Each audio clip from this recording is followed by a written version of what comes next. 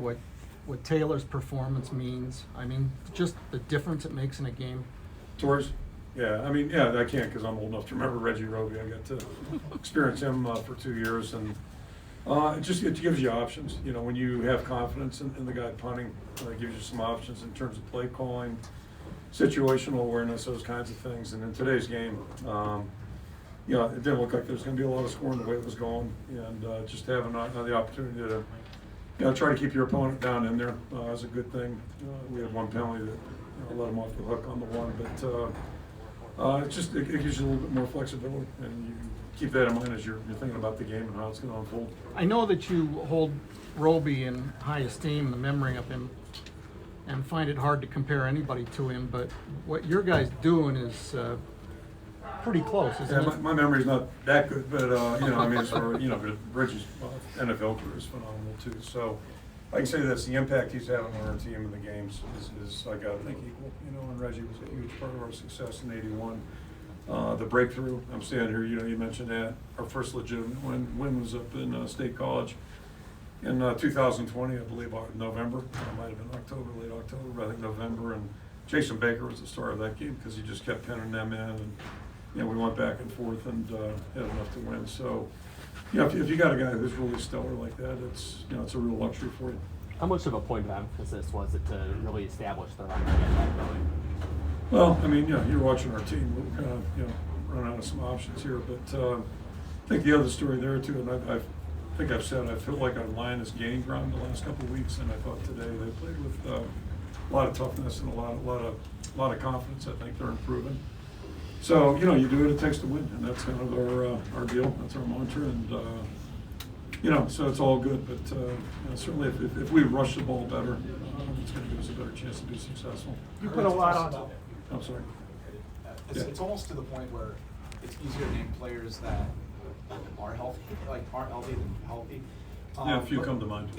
You always talk about next man up mentality, but you know, you sit back, you look at the group and the way they've won this season. Why is this specific team built to be resilient and to step up to the challenge? That's a choice everybody makes, and you know, coming out of State College a couple of weeks back, you know, it just it was tough. So you know, you got two choices.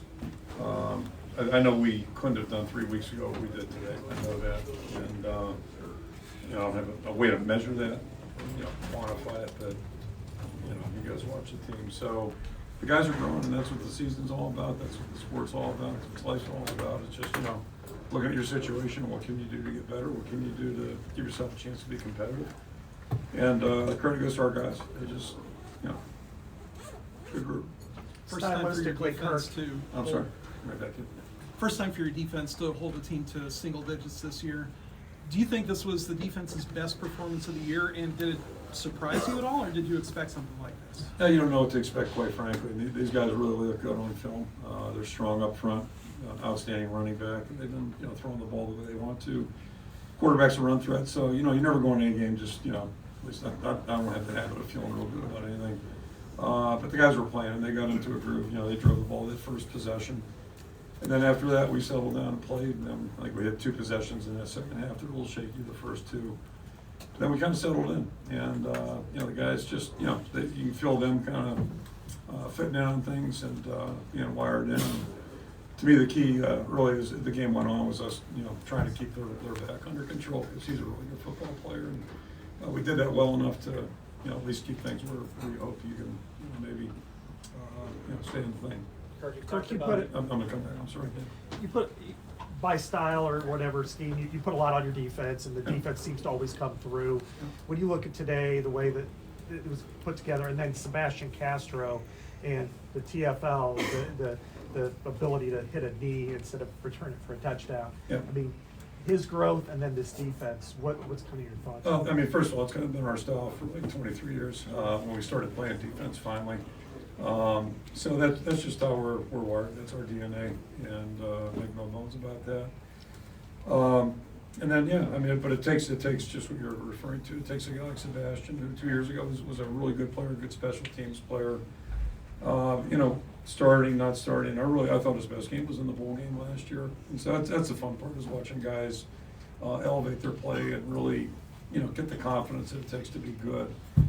Yeah, when you get that from older guys, it just has a really good impact and effect on everybody. So, coincidentally, tonight you got him and you got Lee Sean, both from the same high school, and both had major roles in the whole deal. And they've had their ups and downs as players, but that's a fun when you see a guy in his senior year like he's playing just at a whole different level and he has his whole career. So that's a beauty of experience. If a guy is a guy who works hard and tough-minded, well, I'll tell you, he's been tough-minded since he showed up. That hasn't been an issue. So now he's learned how to play football.